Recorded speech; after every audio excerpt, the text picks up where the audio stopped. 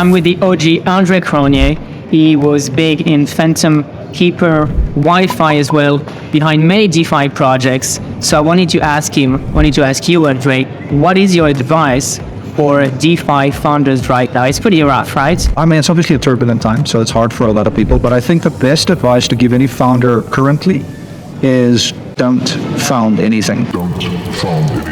Don't launch a protocol, don't build anything, don't deploy anything, don't update anything.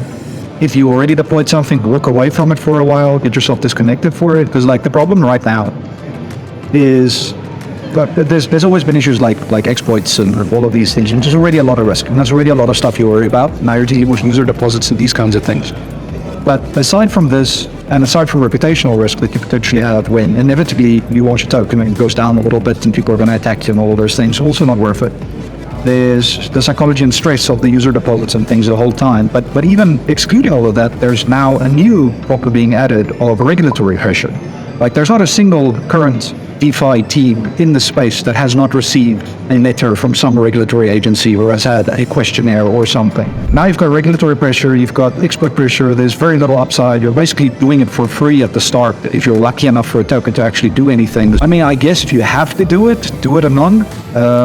But short of that, and like then your OPSEC has to be fantastic, which is another thing to worry about. Because like most people, going anon isn't just opening up a ProtonMail account and opening an account on Twitter. You know, there's a lot more that goes into that in terms of like your footprint and where you commit and like there's a lot of stuff. So the best advice right now is really just don't. Like if you have something to build, keep it in the drawer. Wait, I think until there's some jurisdiction that's actually friendly to this. But other than that, it's a bleak time. Okay, so the main concern for you is regulation, right? Because I was going to ask you, okay, wait for what? You know, what's going to change in 6 months, in a year to make the environments better for funders? The regulations. We're seeing clear steps, some good, some bad. Like the EO were taking good steps. Now this new bill they launched a little bit iffy with the access controls you have to put and stuff. And another problem is because one of the other jurisdiction hasn't gotten a strong foothold, the US is kind of pushing itself and bullying everywhere, irrespective of the other jurisdictions. So like you need another jurisdiction to almost protect you to be able to fight against that. I'm not saying completely get out of the space. I'm saying wait.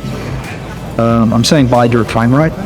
But right now is a good time to be building behind closed doors. Do you have an opinion on CBDCs? Do you think CBDCs can maybe help crypto because there's maybe going to be some kind of like wallets or everything? Or do you think it's going to be worse? The one thing to understand is that a country's ability to control its monetary supply is 99% of its power. When you remove its ability to be able to influence its citizens via monetary policy, there's very little you can actually do against it. So if that's your most powerful tool / function that you have, would you willingly give that up? And the answer is just no. So there's no way that any CBDC, and I believe there will be CBDCs to some extent, but it'll be centralized controlled issuance stuff, similar to like USDC or USDT or stuff like that. They're basically CBDCs. There will be stuff like that, but it won't be CBDC CBDCs. You know, it won't be decentralized, it won't have transparency, and I do believe that it will be attempted to be used as a tool to gain control over crypto. So, I mean, if you look at something like USDT or USDC today, if the US state played a little bit better, they could have used those to actually gain control of crypto. Because, I mean, if you control those by virtue of the amount of liquidity and stuff, if you decide you're going to draw that out of the ecosystem, you're destroying the ecosystem. So they had an immeasurable amount of power they could exercise by controlling these assets. Now, luckily, they haven't yet. But presumably, eventually, you know, they're fighting sort of thinking they can stop it right now, but eventually they learn that we can't stop it. So we have to do something else, and that's when they start trying to control it. And then they realize, well, we can't control the software, we can't control the people. What else can we do? And they're going to go after the assets. So I do think we're going to see what we now call CBDCs, but it's not going to be anything that sort of the opium people think it's going to be. So it's not going to be a good thing. You are famous for, in your Twitter bio, how I test in prod. Is this a meme? To what extent is it a meme? What does it mean? Is it some kind of like advice for founders? The original reason when I started coding decentralized finance apps, and Yearn or any of that stuff, is I didn't raise money, I didn't have easy backing, I didn't have anything, so I couldn't actually pay for audits. I added the I test in prod as a warning / disclaimer to people to say, hey, I tested broad, I don't have these security things, there be dragons here, please be careful. And it was meant to be a warning that, hey, please tread carefully and do proper due diligence here. I've done as much as I can, but like there's always limitations to how much you can do. And the fact that it kind of turned into this degenerate / YOLO mentality of, oh, test the bro, just go for it, just throw the stuff on chain, like it became the antithesis of like what I intended with it. So like I had a little bit of like a cringe whenever anyone brings it up, because, you know, it was meant to be things be responsible, and it ended up being the exact opposite. What's your view on VC backing in the space in general? Look, good old Munger, show me the incentive and I'll show you the outcome. A VC's incentive is not decentralization, it's not open source, it's not any of these things, it's making money for their LPs, it's profit. And profit, and a lot of what real decentralization is, a lot of what real open source is altruism. Altruism and profit, they don't match. I think we tell ourselves it's a necessary evil. I kind of wanted to disprove that by like launching Yearn without any funding or any backing or any of that stuff, and like show people, hey, you can do this by just like coding in your spare time and then figuring it out if these things work. And by like, you know, creating the fair launch, which again, term I hate, but anyway, you know, like token out of nothing and then using that to like propagate your system. It's a lot easier, that path to walk, if you have initial funding, if you have an initial backup. And building out your protocol and getting users is a lot easier when you have those incentivized people. I think for maybe like a grassroots VC, there could still be value. The big guys, you know, the Paradigm called the A16Zs or whatever, you know, it's about their LP thing. Like they're not managing the projects. They are just identifying projects that can grow their fund. You're managing the LP fund. That's their goal.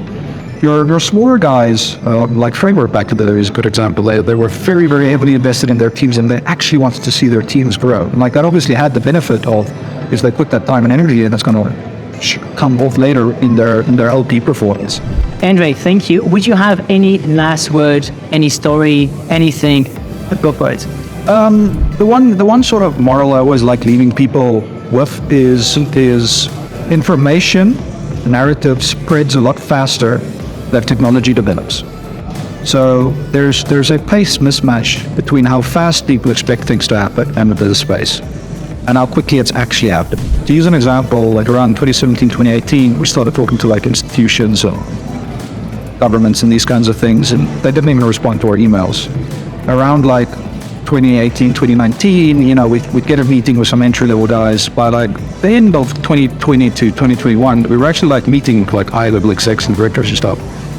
Now that's taken a step back again due to all of the fallout and everything. It makes sense.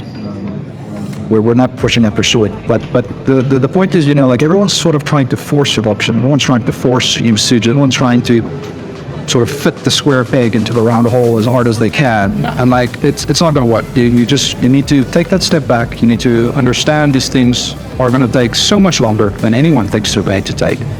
But if you have that patience, it's definitely worth the ride. You were saying information spreads faster than real technology adoption. And this is funny because I've been studying this quite a bit, because we actually like have a social network for memes. Okay. And I was thinking, what if they just spent 5 million out of their 200 million, right? They can give grants with the remaining 195 to hire 50 people to create a shit ton of memes and spread them on Twitter, right? How much bigger would they be? And I think there's a case for it. So it's maybe short-term, maybe hype and so on. But I think it's a bit like the VCs, right? Maybe you need a bit of that, bit of fun, bit of like, you know, spice to it sometimes. I think most of the teams are currently missing the ball in terms of what they're spending money on, because the reason why I think then paying out those big brands to this team is kind of on the same level as like doing that meme thing, is because it doesn't create retention. It's going to create an initial spike, like when the new protocol launches with its new token, there's a spike. But then the retention quickly falls off. Like our churn rate in blockchain is way too high.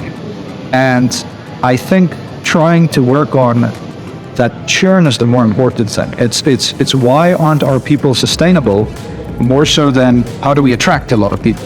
So I'd rather let's say right now we keep 5% of DeFi people in the DeFi ecosystem. I'd rather push that number up to 10% of that same pool of people without any new people than trying to attract that same percentage of people externally. And like, it's a lot harder to attract them in any case. Now, I mean, if I can't fix my churn on the small base, definitely not going to fix it on a bigger base. So the problem right now is more, again, comes back to trying to force adoption right now. Like it's not fine yet. It's not ready yet. We've proven the concept, and the concept is solid, but we don't have the product. We don't have it in the MVP yet. So like, everyone just needs to chill back with it. Let the base layers continue improving our performance and so that gas fees can come down, throughput can go up.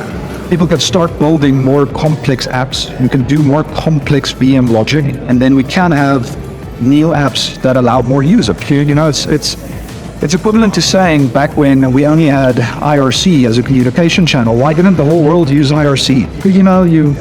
Not everyone had a computer, data connectivity was hard, you needed to understand dial-up modems, and then you needed to be able to figure out where to find this app in this protocol and connect. Today, everyone has a chat app, no matter who it is, because the technology has advanced to a point where we could remove all of those barriers of entry and make it that easy for adoption. You can't force adoption. All you can do is remove barriers to allow the adoption. You're talking about user retention, sustainability. It's making me think about all these DeFi farming with extremely high APY at the start, and then which obviously falls down. And so everyone was spinning these farms, jumping from one to another. But at the same time, if you give a 10% boring APY, no one cares. So I'm just wondering, maybe us humans fundamentally, we like the exciting stuff. So how do you attract users in a sustainable way if you don't make them excited with something interesting in the short term only? How do you balance this out? You stop rushing the short run. Like, sure, it's going to take long. And like the 10% one, if you look at its active depositors and users, and a year from now, it'll be more than the one that did 1,000% for the first week. So like, the problem is everyone compares that time slice, right? Like, well, at its peak, it had so many deposits. Doesn't anyone? The 10% one, sure, it had much less, but it has now. And like, that's been a thing that I found really frustrating with the space, because often you have to fight against those unsustainable numbers, because people are like, oh, why would I want to deposit with you? I can deposit there for 10x more. And then you're like, well, because it's not going to be there next week and it's unsustainable, blah, blah, blah. That's why a big thing with Yearn, for example, was deposit and forget, because you don't need to go switch it every week, because every week there's a new thing you need to go into. It's instant versus delayed gratification. Everyone wants it now, versus, I can promise you, the 10% one wins. It just wins over a much longer time scale. So slow down to go further. Exactly that. Thank you, Andre. Fantastic. Appreciate it. Cheers.